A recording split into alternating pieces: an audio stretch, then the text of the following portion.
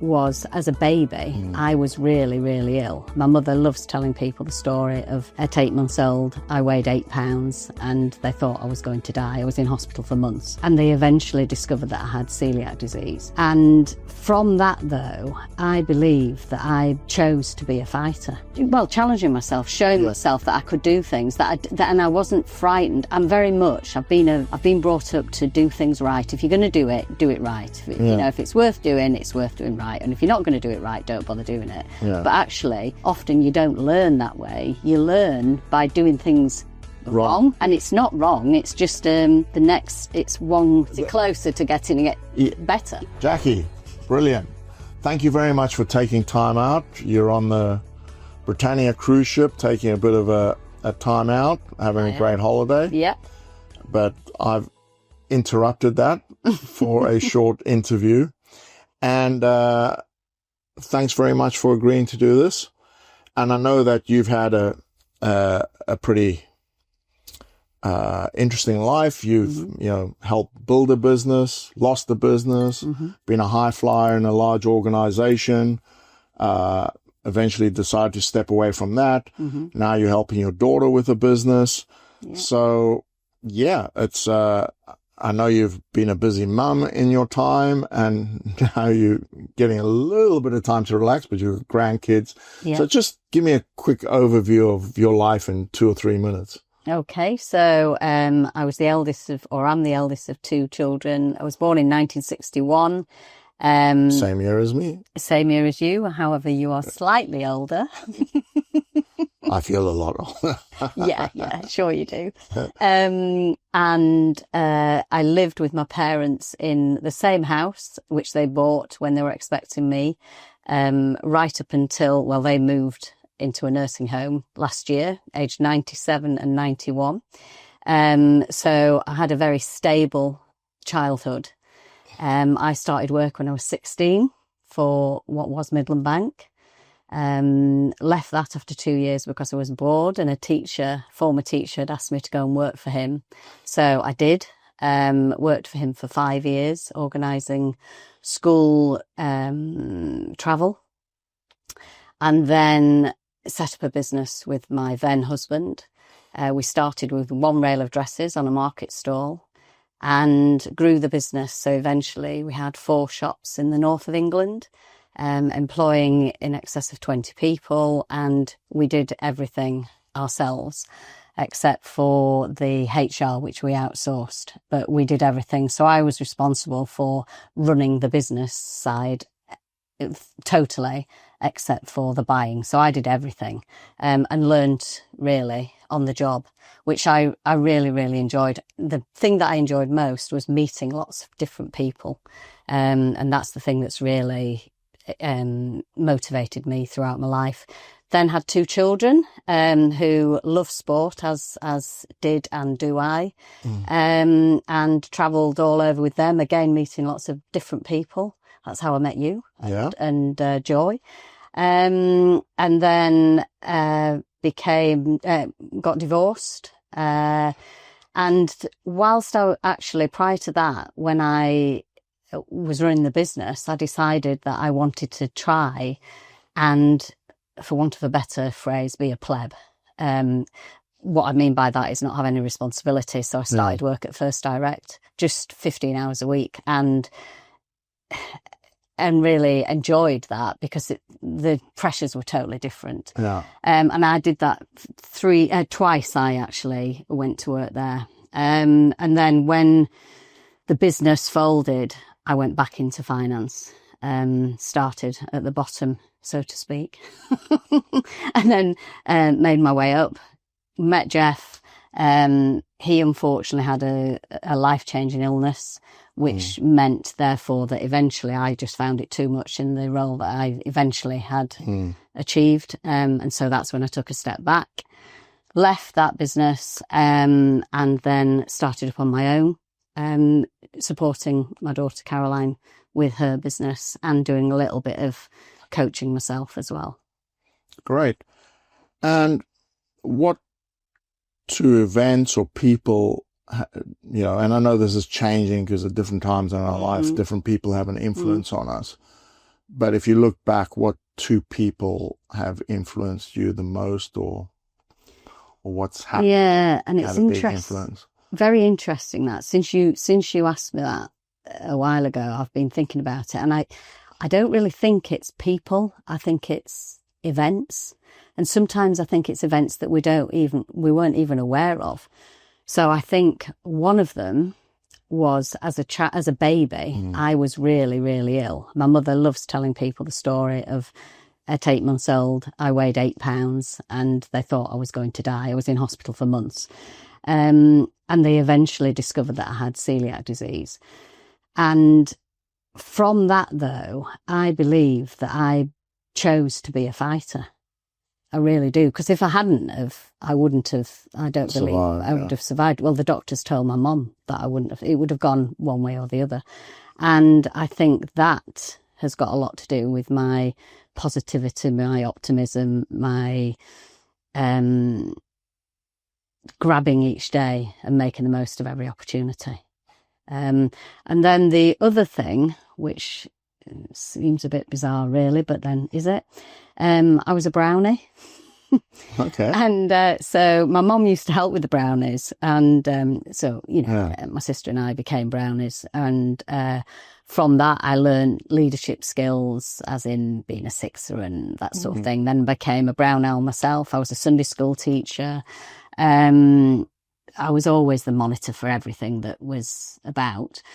But the main thing out of that was the living by the Brownie Guide law, which and I'm trying to remember it now because I knew that you'd ask me. But basically a Brownie Guide thinks of others before herself and does a good turn every day. And that is how I live my life.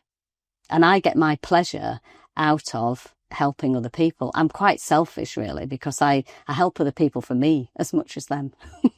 Yeah, but I think that's something that is quite well known, is that the best way to help yourself is to help other people. Because I think it helps you get out of your own head. Yeah. Because when you're helping someone else with whatever it is, you're not thinking about yourself. Exactly. And I think, thoughts are an interesting thing, because if you don't act on thoughts, then they have no real meaning. Mm-hmm. It's only if you act on thoughts where they start to sort of manifest in the world. So, if you think something bad about someone, but you don't say it and you don't mention it or whatever, nobody's ever going to know that thought existed, and therefore doesn't, do damage or whatever. So if you actively do something, and doing something, good every day for somebody. And, and I have tested this, and if you just, each day, and I'd love to say that I remember, because I don't every day, but just a small thing like smile at somebody and say, you're looking good today or whatever. And I know you're brilliant at this. It brings a smile to their face. In some small way, it changes their day, because they suddenly have this like bright moment that they weren't expecting. Absolutely. And I think, I've watched you in action, and I think it's a brilliant attribute to have. You get in the elevator and boom, make a bit of a joke, about the flaws but it changes the atmosphere and gives people a bright moment. And I think that's a fabulous thing to do. Thank you. Life is about, we're only here once, aren't we? Yeah. And I'm a big believer in make the best of it. And you can always see that we know some good that we know of. Yeah. That we know of. Yeah. But it's about making the best of every moment. And even those tough, I've had some real challenging moments in my life. And I do believe that there's something to be learned from all of those moments, whether they're good moments or bad moments. And sometimes you think something's a bad moment and why on earth is this happening? But it's only further down the line as we get older that we actually realise the lesson that we learned through that. Yeah, I think the one thing that I've kind of learned is how often sometimes you have to learn the same lesson before you really learn it. Oh yes, absolutely. And I'm trying to get a little bit more aware of that and say, come on now, actually learn this lesson now. Because you've been in different ways, because the lesson kind of comes around in different ways. But after a while, you recognize it's the same damn thing. Yeah. And I just haven't seen it coming, but I should be seeing it coming in. So like, come on, you've been through this before, And sometimes don't you find that a situation arises and you pick up on that, you understand the lesson that you've learned, and it's only then do you realize that actually you were sent those messages several times in your life. Yeah, and you just didn't learn them. Exactly. Or you didn't recognize them. Or didn't recognize them, yeah. And I think, sometimes, certainly in business and that, I think the people who really get on a bit faster are those who recognize these lessons quicker. And therefore they don't have to repeat them, 5, 6, 10 times before, in different ways, before they actually recognize the lesson. And that speeds up the process, where sometimes, I think I can be a little slow on the uptake with those. But, that's part of the journey and it's fine. One of the things that I learnt when I was working in my new career when I was about mid-40s was, and I really took myself out of my comfort zone, because people see me as a real extrovert, and I'm not really. I can be very nervous when I'm doing things.